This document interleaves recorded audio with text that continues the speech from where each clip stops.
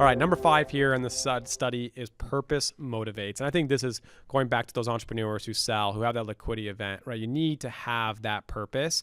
And so I think like the entrepreneur crisis here is, hey, I spent 15, 25 years building this company and it was my purpose. Like that was why I got out of bed every single day. And so there's 3 different paths that we kind of see. There's the first, which is maybe the serial entrepreneur. They sell their business. They've already got, idea number 2 and 3 lined up here. And it could work if they're really passionate about that. But there's also a risk that you're jumping too quickly, without the reflection, without the downtime, without the healing and that I think is important, or a little bit of a sabbatical. The second path we see a lot is the fractional operator. So someone who wants to sit on boards, advise, do advisory roles, angel investing, helping others succeed. But sometimes they end up biting off more than they can chew, and they feel like they got a bunch of jobs now. And they're like, well, crap, I sold my business to get out of having a bunch of jobs and tasks and headaches, and I recreated that problem for me. I'd say another one is the philanthropist and the passion pursuer. So we see this quite often, entrepreneurs who want to sell and even do some good tax planning, funding their private operating foundation ahead of the transaction to mitigate some taxes.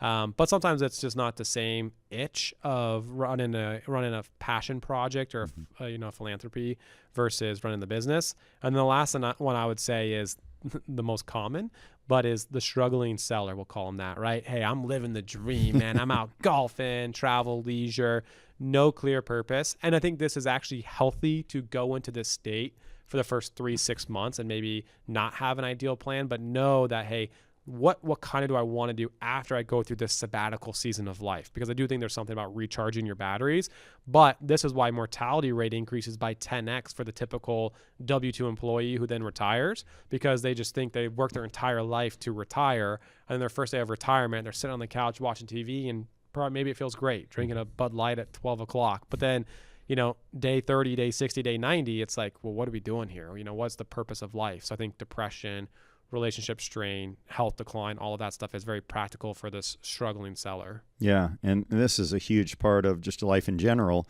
But really, what the components that I see for the really well-adjusted, happy post-exit entrepreneurs would be there has to be a component of doing stuff for someone other than you. So it could be something that you're doing for your kids or grandkids. It could be something you're doing for people who don't have your advantages that you're helping through charity or philanthropy. But there has to be a connection to people that you're helping that's nothing to do with you. And that's a critical piece. And then I think another piece is experiences, doing things you like with people you love. Because no one has a great time traveling Europe by themselves. It's best when you're with other people. And so doing things you like with people you love is a critical piece of that. And then I think also realizing how small you are as compared to the whole world. And how can you do that? Maybe I'm jumping ahead, but really Arthur Brooks talks about feeling small. And how do you do that? Awe of things like nature, things like art, music, worshiping the divine, whatever that means for you, whether it's just being amazed at the universe or your belief in God, whatever it is that makes you feel small and feel like there's something so much bigger than you, actually is very healthy for your happiness. Yep. I think very well said. And yeah, I can't agree more. So number 6 on this list of 8, money has its limits. And so here, this is, I think, something very common for entrepreneurs of just removing the goalpost of the original goal was sell and get 20 million or have 20 million liquid.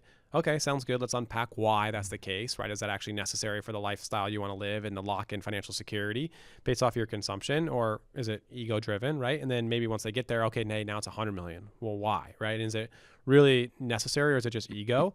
And, as you look at these billionaires, I think there's a lot of downside ramifications of happiness of then they get to that threshold and then they just move the goalposts. So then they never feel fulfilled or proud. And the other thing is like, at what cost? What is the cost of the relationships? If you're telling yourself this narrative of the story that I need X or I need Y, and you look at Gates and look at Bezos and look at all these billionaires that have their marriages, have blown up. And I think part of it is because, yes, they're so successful, so driven, but also maybe would their life have been better?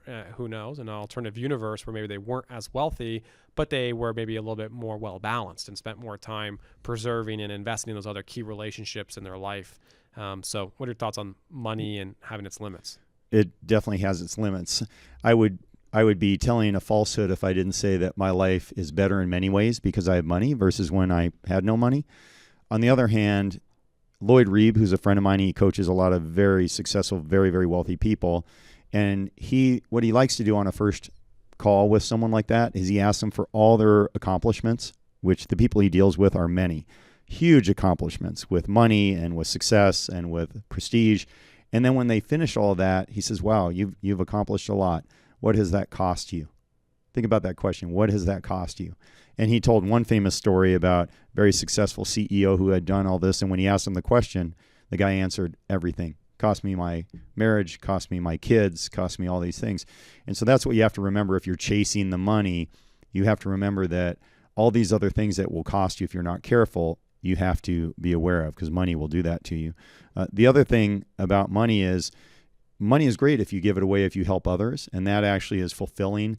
If it's just about you, then there's limits to the benefit. And then I'll just say one more thing on that. It's one of my favorite quotes from Oliver Wendell Holmes, which will be maybe a little hard to decipher, but the quote is, I wouldn't give a fig for simplicity on this side of complexity, but I give my life for simplicity on the other side of complexity. And what that means to me is, when I was a teacher, if you said, would you give anything to have a simpler life? I'd go, what are you talking about?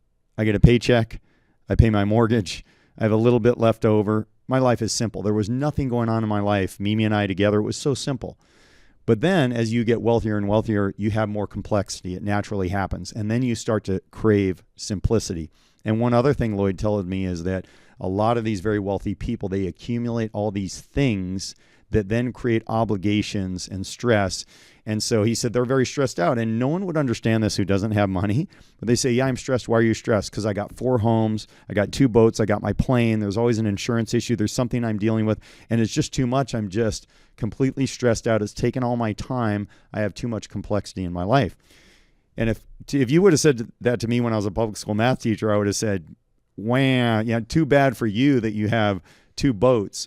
But the truth is, that's a reality. And that's one thing that I know Mimi and I are conscious of is 1 house, 2 cars. We don't need any of the fancy stuff that just creates problems. And often entrepreneurs do that as a status symbol to their friends so they can brag about their plane or brag about what they have. And you and I know entrepreneurs that don't have any money outside of those things that they own. And if you don't have money outside of those things, you don't have financial freedom.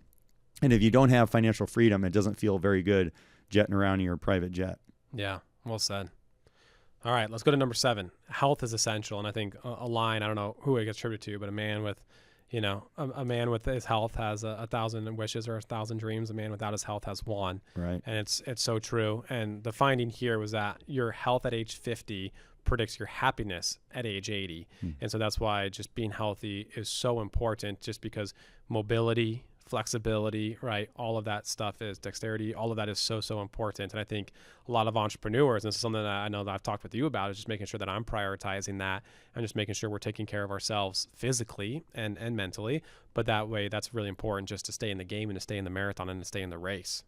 Yeah. If someone asked me at my age where I am, if they said, what would you tell me really simply are the keys to where you are today? I would say making sure I pay attention to my marriage and make sure I pay attention to my health.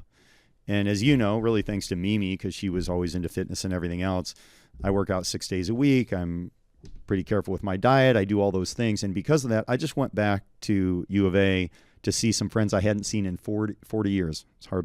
I'm stumbling over that number because it seems like a big number. And I was surprised at how many of them are just beaten down by life and are unhealthy. And I thought, boy, the energy and the light in their eyes is gone. And that can happen if you don't focus on the things that matter most, like your relationships and going after meaning and fulfillment and learning and growing and paying attention to your health. And by the way, it's easier to get your health in order when you're 30 if you haven't paid attention to it in 10 years versus 40, and 40 versus 50, and 50 versus 60. So it's never too late, but you want to start as soon as possible, because if you wait too long, it's very hard to get your body to respond and get back into a healthy position. But it's been one of the things I'm most grateful for, is that I made that a priority in my life. Yep. And we see tons of that in the entrepreneur space, huge investments into peptides, alternative medicines, et cetera. And I think that space is only going to grow because people are learning more and more about how important food and your intake and microbiome and all that is. And there should be an end. Because sometimes I meet entrepreneurs who they're not exercising, they're not doing the things that you need to do, and they're trying to take peptides and do all this stuff. It's like, yeah, do the stuff, the latest stuff, that's great, but also do the blocking and tackling, the simple things that will help get you there. Don't ignore that, because the other stuff isn't going to save you if you're not doing the basics. Yep. All right, last thing here, good news for everyone.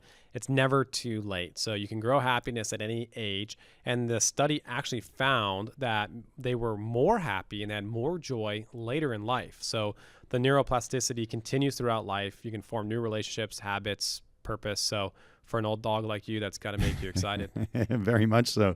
Yeah, I do feel happier now than I did 10 years ago, and I hope to be happier 10 years from now.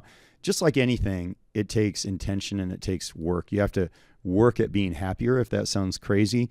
And first step is knowing what makes you happy, which is what we're talking about today. So use these things and think about which of those areas could I be better.